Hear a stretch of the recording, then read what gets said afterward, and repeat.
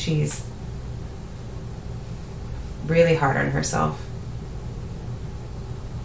She has terrible self-esteem issues, self-worth problems.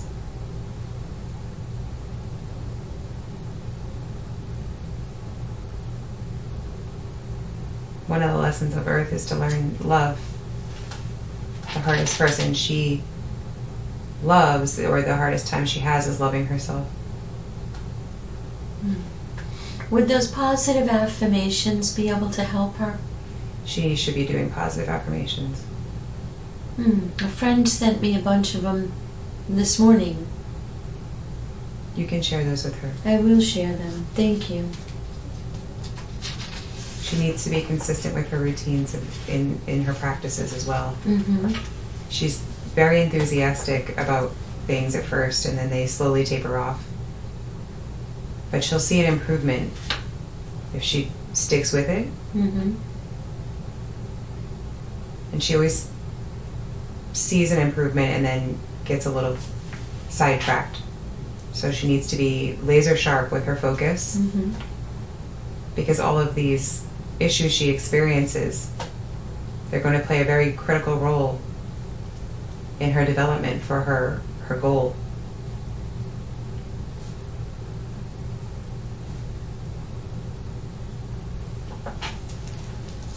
Love's a struggle for her, and she doesn't believe that it's for her. And as long as she keeps believing that, it's not going to happen for her.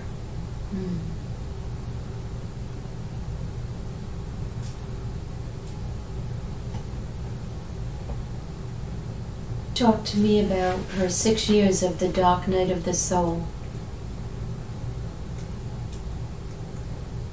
And now she's coming out of that.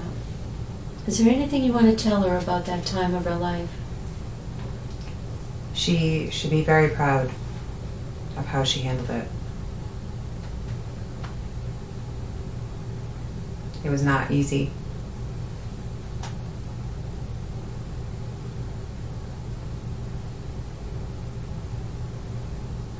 She's a lot stronger than what she thinks.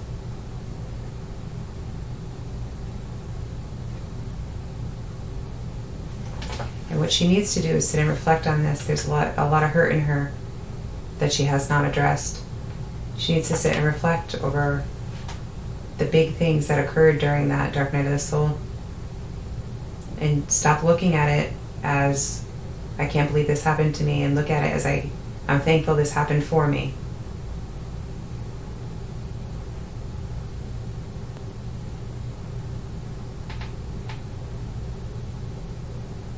We would like to request a healing for all our loved ones here and on the other side. We can grant you that.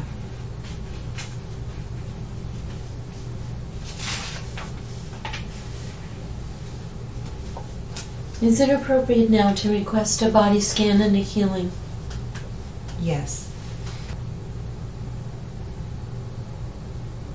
Everybody loves the source when things are good.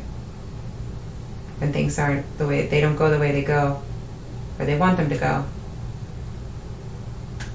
they have a hard time with that. We'll do energy work with her, because that's what she understands. She's a Reiki master. So Reiki would benefit her.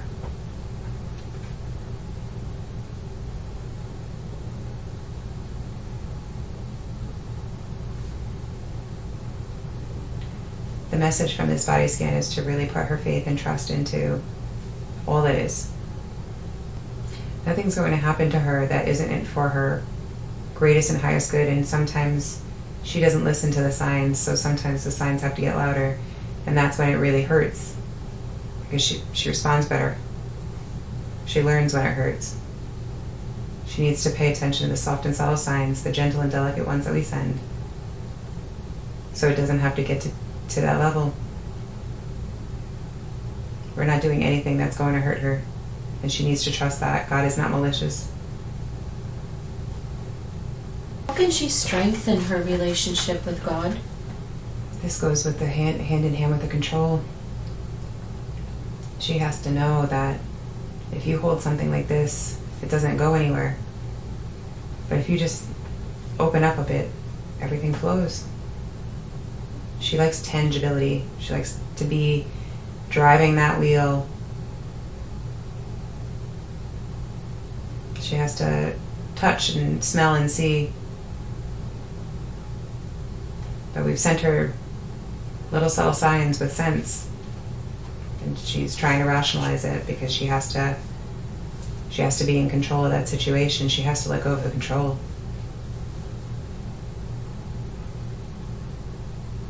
She has a resentment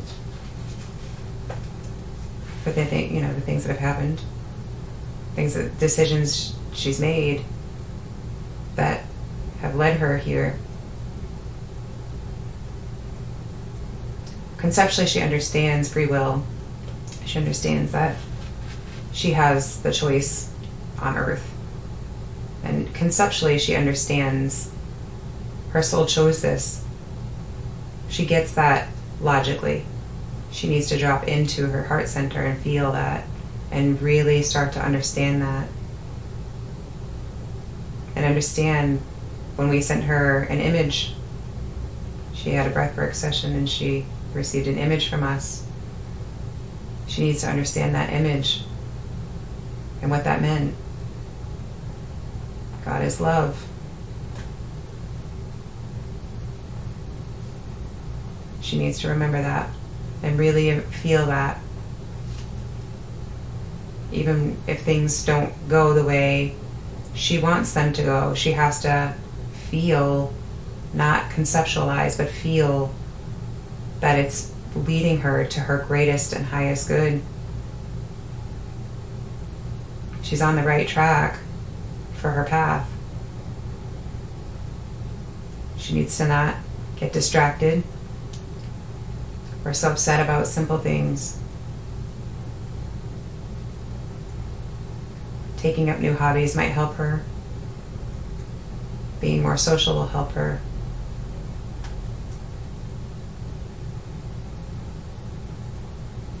Networking will help her. She needs to build the confidence that she's worth God's love as well.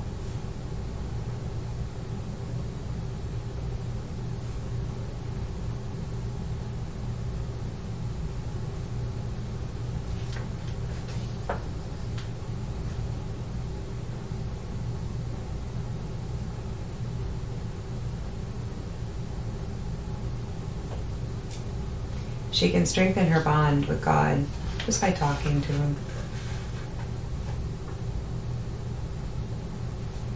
Gratitude will go a long way in her life as well. What's the best way to communicate with God? Through her heart. Do we need to begin with a prayer? She can do a prayer if she'd like. That would probably help her. That way she understands that this is a conversation. She talks. She's a communicator. She needs to take the lessons that she learned in her years of sales experience and how to have a conversation. A meaningful, genuine, fact-finding conversation, and apply that to God. She also needs to understand God is not extravagant. God is not going to send you a Bentley. God is going to send you soft and subtle, gentle signs that are not going to be materialistic. They're not going to be wild.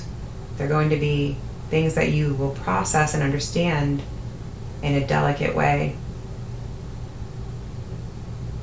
God is not the material world. God is everything else. She needs to stop looking for tangible stuff sometimes. The feathers, she understands that. That's why they kept being sent to her. She sees the feathers. She can touch the feathers. She loves the feathers. She was grateful for the feathers. So we understood her. We understood what to send her.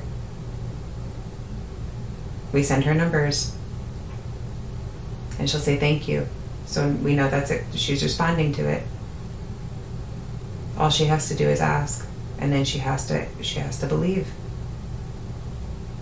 Everything she wants is going to be given to her. Everything. She has to stop getting in the way of it. Humans love to get in the way of their own path. I think some of that is because they don't understand. Because the messages, like even when feathers or numbers are coming, how do we know what it means when we're getting feathers? How does we know what it means when we're getting numbers? She needs to drop into her heart. Mm-hmm. She'll ask for signs and we give it. But the problem is we don't know what to say to her. What is it that she's asking? Give me a sign of for what? Mm-hmm. You know, if she could be a little more concise with her questions, we might be able to give her a little bit more concise with our answers. But she needs to, if she just wants a sign that we're here, and we want to let her know that, so we can help her get through her day, help her go through this school, help her feel supported and loved, because she's supported and loved. There's been some books written about numbers, saying the meaning of certain numbers. Are those books accurate?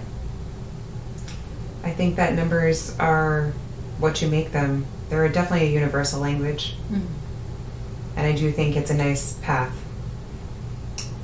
But if she asks for a sign that today is going to go well at her job, and I send her a 1 instead of a 5, and I send her 4 4s instead of 3 1s, she needs to take that as, yes, it is. It's not so much about the number itself. It's about how she's going to understand the number.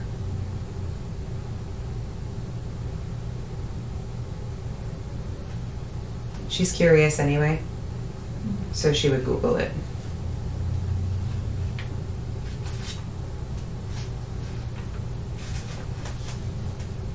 And when she Googles it, Google will send her the answer based on what you want Google to send. Absolutely. That's really cool. Absolutely. She will never get a message from us that needs further clarification.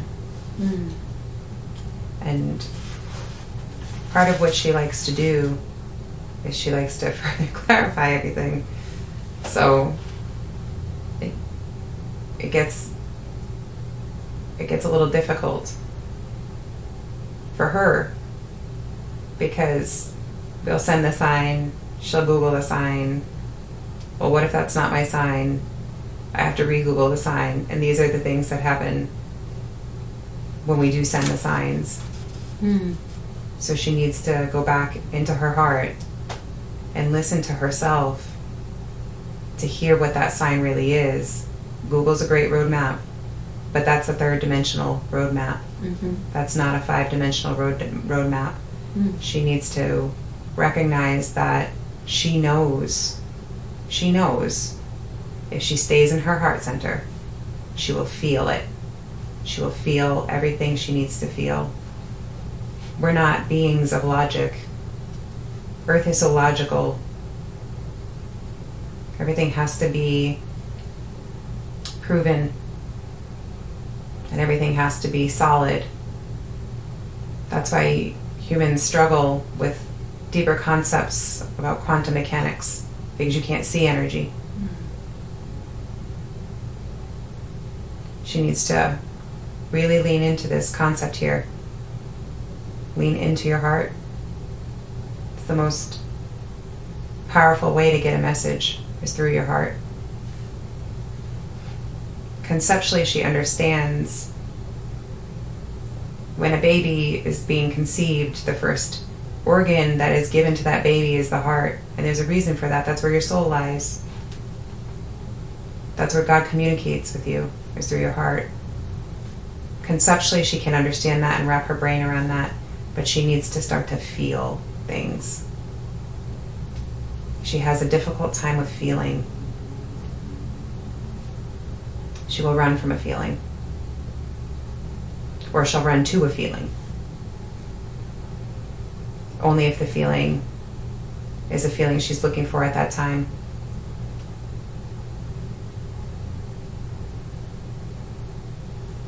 But the rest of her time, she's analyzing.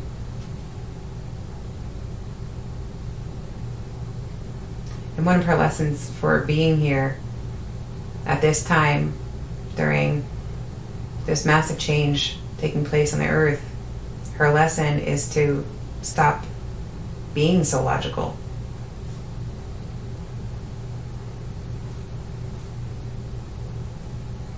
Can you talk with us about the massive changes taking place on Earth? What is happening? Humanity's rising. It seems like so much of it's upside down and crazy. Humanity is crazy. The earth is shifting. The earth is helping with this shift in human consciousness. It's not going to be pleasant or pretty or easy. It's like watching the ego die. You had talked about the dark night of the soul earlier. That's what humanity is experiencing right now. A massive collective dark night of the soul, along with the earth, who is also experiencing a dark night of the soul.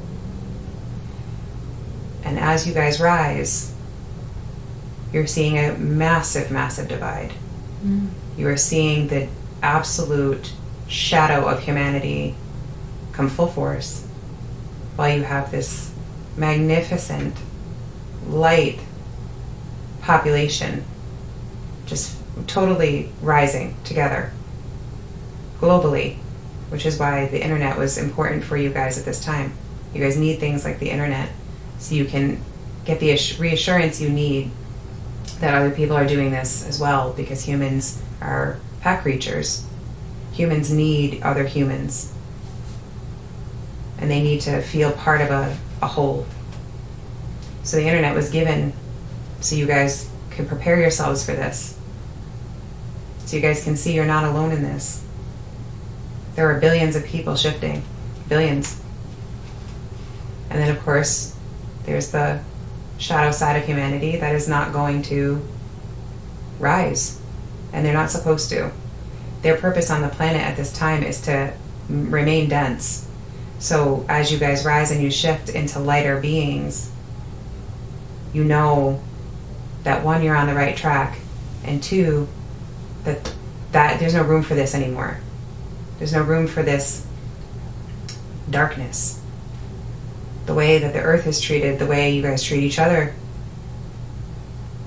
it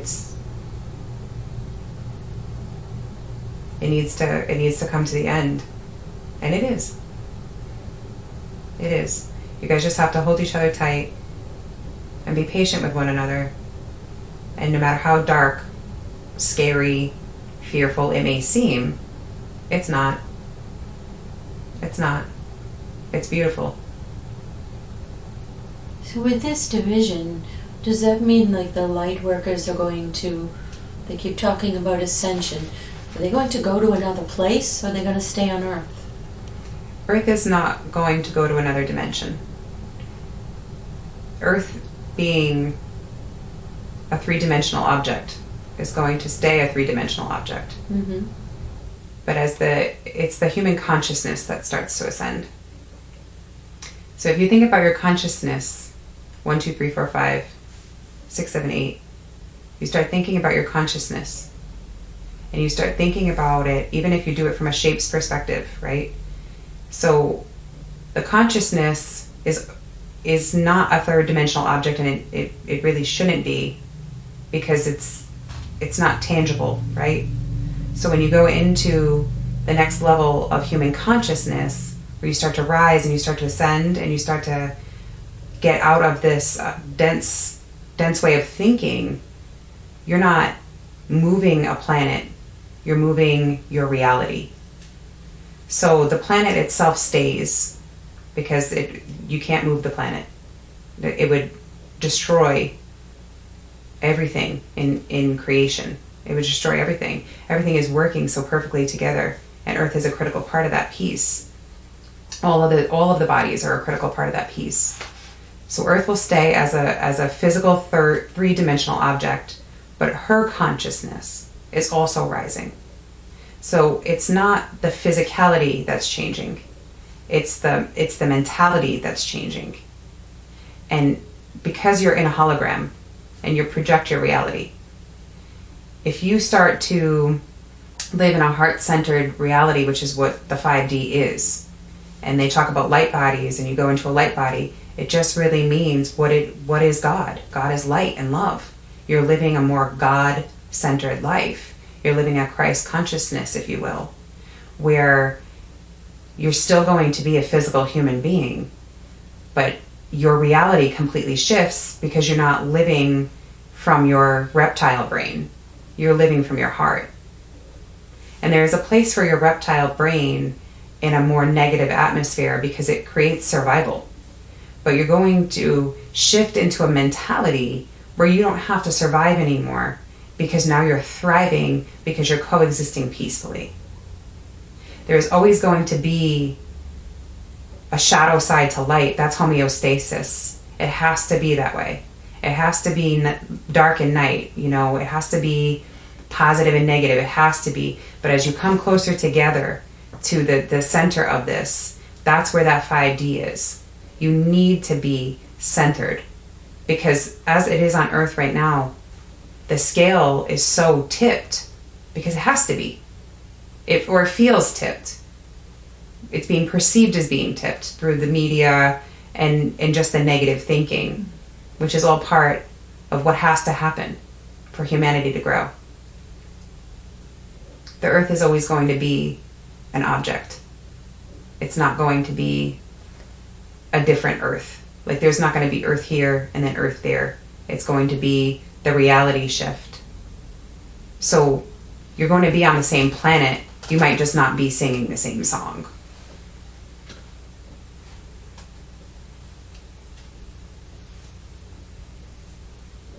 When is this all going to happen? It's happening. When will it be complete? We're not sure of that. This is a monumental shift. And really, ultimately, it's up to humanity.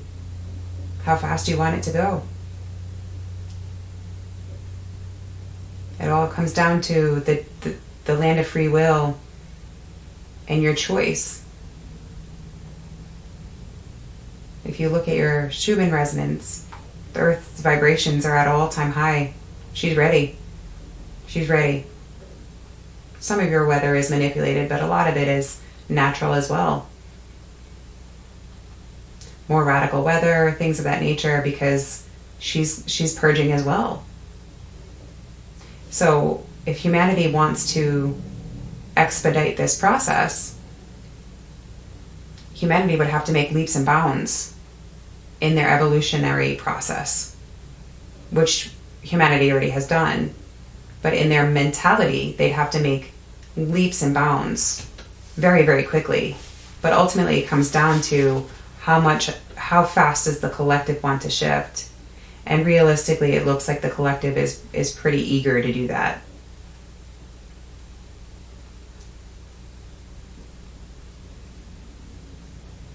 It's very exciting to see.